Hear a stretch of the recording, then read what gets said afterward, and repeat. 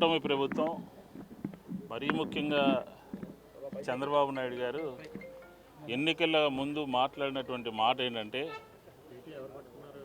మాకు ఓటు వేయండి, ఎన్నికల ఛార్జీలు పెంచబోము భవిష్యత్తులో అని చెప్పని విపులంగా క్లియర్గా ఎన్నికల సభల్లో, పులివెందుల్లో లేకపోతే విశాఖపట్నంలో అనేక ప్రాంతాల్లో కరెంటు ఛార్జీలు పెంచము అని చెప్పి ఉన్నటువంటి ప్రభుత్వాన్ని మార్చాలి, ఉన్నటువంటి ప్రభుత్వం కన్నా మేము ఒక్క రూపాయి కూడా పెంచము అని చెప్పని ఎన్నికల హామీ ఇచ్చి ఈరోజు 15,485 కోట్ల రూపాయలు ఆంధ్రప్రదేశ్ ప్రజల మీద భారం మోపడానికి సిద్ధపడింది. ఈ బహిరంగ విచారణ అంతా కూడా తూతూ మంత్రం. వీరందరూ ఈరోజు మేము ఏపీఆర్ఈసీ చైర్మన్ అలాగే 3 డిస్కంలని కూడా కోరింది ఏంటంటే, మీరు ప్రజల మీద విద్యుత్ శక్తి భారాలని మోపడానికి అనుమతించద్దు, ప్రభుత్వాన్ని రిక్వెస్ట్ చేయండి. 15,000 కోట్లు ప్రభుత్వం నుంచి సబ్సిడీ కింద మీరు తీసుకోండి, అంతే తప్ప ప్రజల మీద ప్రతీ నెల కూడా వచ్చే మార్చి నాటి వరకు ప్రతీ నెల విద్యుత్ శక్తి భారం మోపిన విధంగా, లేకపోతే ప్రజలకి ఇబ్బంది కలిగే విధంగా కేటగిరీ 1లో కానీ 2లో కానీ 3లో కానీ 4లో కానీ అనేక రకాలుగా భారం మోపడానికి సిద్ధపడుతున్నారు. ఇది మీరు ఎన్నికల ముందు ఇచ్చినటువంటి మాటకి, చంద్రబాబు నాయుడు గారు మాట్లాడినటువంటి మాటకి ఇది పూర్తిగా భిన్నంగా జరుగుతుంది. కాబట్టి మేము ఆల్రెడీ ఇప్పటికే వైఎస్ఆర్ కాంగ్రెస్ పార్టీ మొన్న 27వ తారీఖున ప్రజలందరి తరపున, ఆంధ్రప్రదేశ్ విద్యుత్ వినియోగదారుల తరపున మేమందరం కూడా పోయి ఎస్సీలకి సిఎండీలకి ఇవ్వడం జరిగింది. ఈరోజు మళ్ళీ బహిరంగ విచారణ పేరు మీద ప్రజల దగ్గర నుంచి అభ్యంతరాలు స్వీకరిస్తున్నారు. కాబట్టి మా అభ్యంతరం, వైఎస్ఆర్ కాంగ్రెస్ పార్టీ అభ్యంతరం, విద్యుత్ శక్తి భారాలని మోపవద్దు. భారం మోపడం ద్వారా అనేక రకాలుగా ప్రజలందరూ కూడా ఇబ్బందులు పడతారు.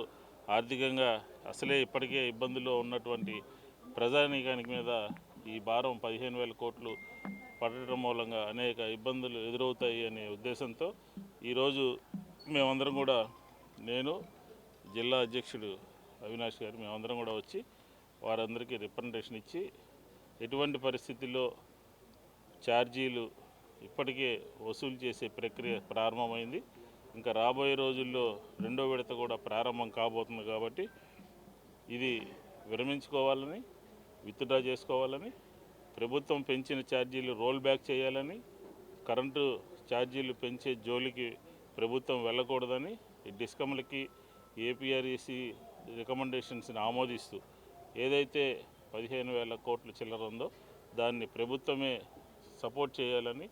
ఎందుకంటే గతంలో చంద్రబాబు నాయుడు గారు పరిపాలన చేసినప్పుడు 15,000 కోట్లు మాత్రమే ఉంటుంది. మేము 43-44,000 కోట్లు ఇచ్చి దాన్ని స్థిరీకరించి ప్రజల మీద భారాలు పడకుండా చూసాం. కాబట్టి ఆ దిశగా ఇప్పుడున్నటువంటి యంత్రాంగం అంతా కూడా పనిచేయాలని చెప్పిన ఉద్దేశంతో ఈరోజు మేము వచ్చి వారందరికీ రిప్రజెంటేషన్స్ ఇవ్వడం జరిగింది. మేము చంద్రబాబు నాయుడు గారు ఎన్నికల ముందు చెప్పినటువంటి మాటలు మా దగ్గర వీడియో కూడా ఉంది. ఆయనే హామీ ఇచ్చారు. ఆయనే హామీ ఇచ్చాడు. నేను చెప్పేదాన్ని మీరు వినాలి. నేను చెప్పేది మీరు వినాలి. కాదు నేను చెప్పేది మీరు వినాలి. ఫస్ట్ ఏంటంటే మీ ఇద్దరు, మరి ముఖ్యంగా మీ ఇద్దరు మేము చెప్పేది వినాలి. ఎందుకంటే ఎన్నికల మేనిఫెస్టో కానీ ఎన్నికల ప్రచారంలో చెప్పినటువంటి అంశాలని కానీ పరిగణలో తీసుకోబోతున్నాం, అంతే తప్ప మేము అడిగేది సూటిగా అడుగుతున్నాం. హరిగారు, మేము సూటిగా అడుగుతున్నాం.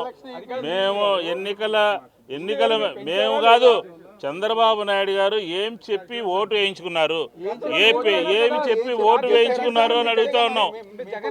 మేము అవన్నీ ప్రజలు చాలా దాని తర్వాత ప్రజలు చాలా సార్లు ఓట్లు వైఎస్ఆర్ కాంగ్రెస్ పార్టీకి వేశారు, తిరుపతి ఎలక్షన్స్లో, మున్సిపాలిటీల్లో, జిల్లా పరిషత్తులో. కాబట్టి దాని గురించి ప్రజలు ఆమోదించిన దాని గురించి కాదు. ఈ రోజు ఎన్నికల ముందు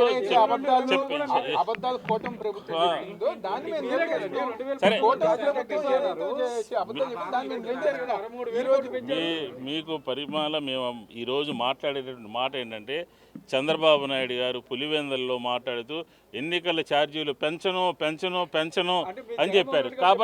కాబట్టి ఈరోజు మేము ఆయన మాట ఎన్నికల ముందు ఓట్లు వేసుకునేటువంటి మాటకు సంబంధించినటువంటి ఏం చెప్పింది అనే దాని మీద, ఆయన మాట్లాడినటువంటి మాట మీద, ఆయన విశాఖపట్నంలో మాట్లాడినటువంటి మాట మీద, కర్నూలులో మాట్లాడిన దాని మీద, పులివెందుల్లో మాట్లాడిన దాని మీద పెన్షన్ అని చెప్పి ఈరోజు 15,000 కోట్లు వేస్తున్నారు. కాబట్టి ఖచ్చితంగా దాని మీద మేము ప్రజలకు ముందు ఒక మాట చెప్పారు, ఎన్నికల తర్వాత ఒక మాట చెప్పారు. కాబట్టి దాన్ని నివారించడం కోసం అడగటం కోసం ఈరోజు బహిరంగ విచారణలో మేము పాల్గొన్నాం. ఈరోజు ఎన్టీఆర్ జిల్లా వైఎస్ఆర్ కాంగ్రెస్ పార్టీ ఆధ్వర్యంలో నేను కానీ, అదేవిధంగా పెద్దలు మాజీ శాసనసభ్యులు మల్లారి విష్ణు గారు విజయవాడ నగరంలో జరుగుతున్న ఏ కన్వెన్షన్లో జరుగుతున్న రెగ్యులేటరీ సమావేశంలో చైర్మన్ గారిని కలిసి, కూటమి ప్రభుత్వం అధికారంలోకి వచ్చిన తర్వాత ఏదైతే పెంచిన విద్యుత్ ఛార్జీలు దాదాపుగా 15,000 కోట్లు, 485,000 కోట్లు ఉన్నాయో అవి వెంటనే తగ్గించాలని చెప్పని, ప్రజల మీద భారం పడకుండా చూడాలని చెప్పని ఈరోజు